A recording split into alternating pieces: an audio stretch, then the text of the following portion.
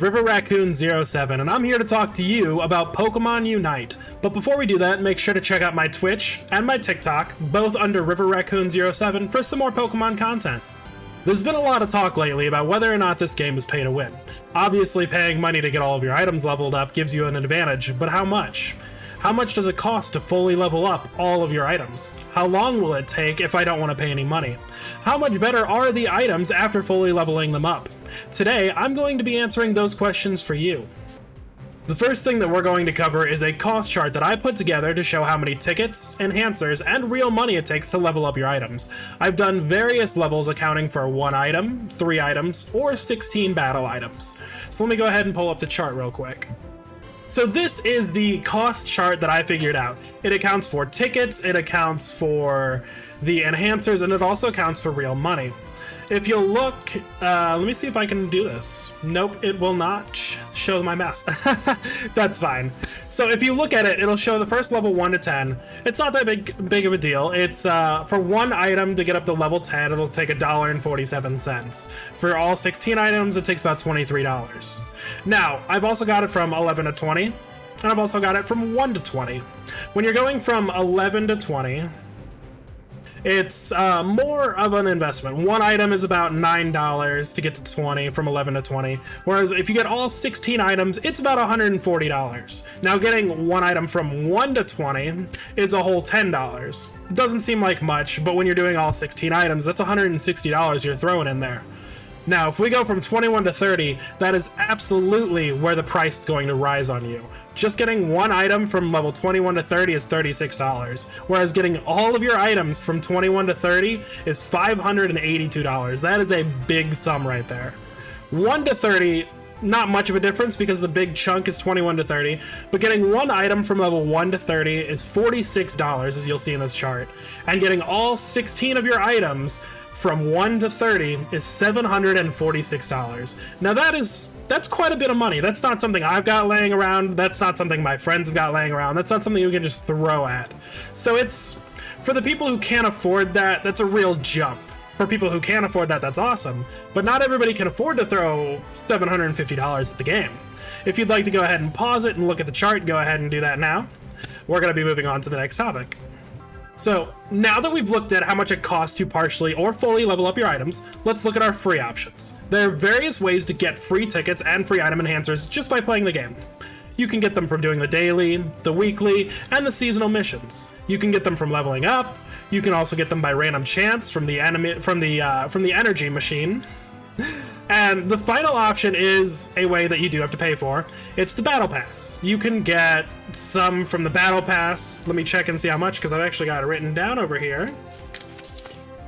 You can get... Where's my Battle Pass numbers? From the Battle Pass, you can get 7,050 tickets.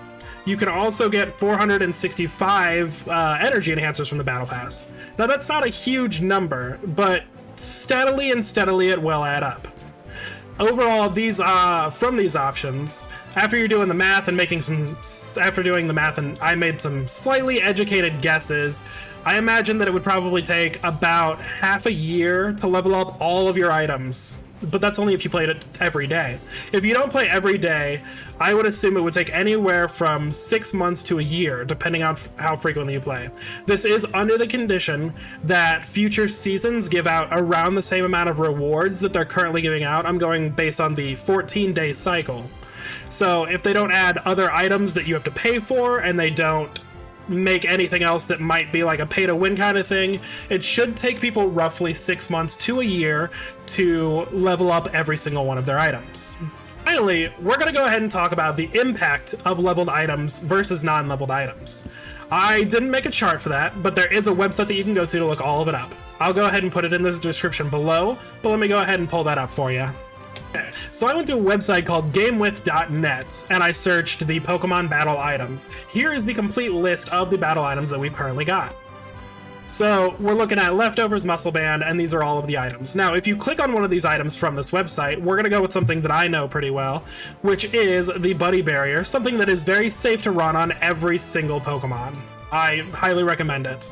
What it does is when you use your ultimate ability, your Unite move, whatever. A shield will be created for you and the nearest ally that has a low amount of HP, like the lowest amount of HP. And it'll grant a 20% shield at first. However, when you level it up, it will do 30% at level 10 and 40% at level 20. Now, let me look at the stats. It raises your HP by each level. So we're looking at 20, 40, 60, and I think it keeps that pattern and it goes up by 20 every level. That's what I'm looking at. Yeah. So at level 30, you're looking at 600, which is, it's probably about an ability. Yeah, it's probably about 1 or 2 abilities. Probably 1.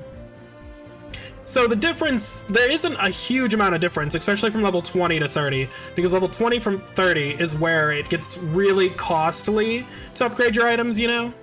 So between that, you get an extra 200 HP. That's kind of nothing. Nothing really at all. The big difference is getting that extra 40% shield. So once you get all your items to level 20, that's when you really get the effects. Let's look at a different item now. We'll look at, let me see. Ooh, I do like the shell bell. That's a fun item to look at. Okay. So the shell bell will, every time you hit with an attack, you recover a minimum of 45 HP, the higher your special attack being, the more HP that you recover. Now, as you level that item up, at level 10, you get a minimum of 60 HP, and at level 20, you get a minimum of 75 HP. That does pretty good. It also it raises your special attack, and it lowers your cooldown. At level 20, you're at 16 special attack, and you're at 3% cooldown. You get down to 30, and you're at 4.5% cooldown, and you're at 24 for your special attack. Now, that's only like 8 more special attack. That's not a huge amount, but that's also like 1.5 on the cooldown reset. Once again, not a huge difference, but it is a little bit of a difference. So my point being is that while the differences between the level 20 and the level 30 are not super huge, there are still differences there. So if you have teams that are completely equal in skill, 8 out of 10 times you're going to have the team that has the higher leveled up items win, just because of that little bit of bonus. It's not a huge thing, but it's something, you know? So to summarize this video, is Pokemon Unite a pay-to-win game? I would say for now, yes it is. For now, people who pay have a slight advantage. Now still, you could beat those people with skill. But if you're at the same skill level, the items are going to help them a little bit more. However, if they do not add any more battle items, or if they do not add anything that, like, gives people an advantage, I see the pay-to-win aspect of this game only lasting 6 months to a year. After that, everybody will be on the exact same level. I had a lot of fun doing all the math and calculations for this video. I was doing them all morning and all day, and honestly, I really enjoy that kind of stuff. So I hope you guys did too. I hope this video helps out a little bit, and I hope you guys really enjoyed it. So let me know what you thought down in the comments, and I'll see you guys next time at the river.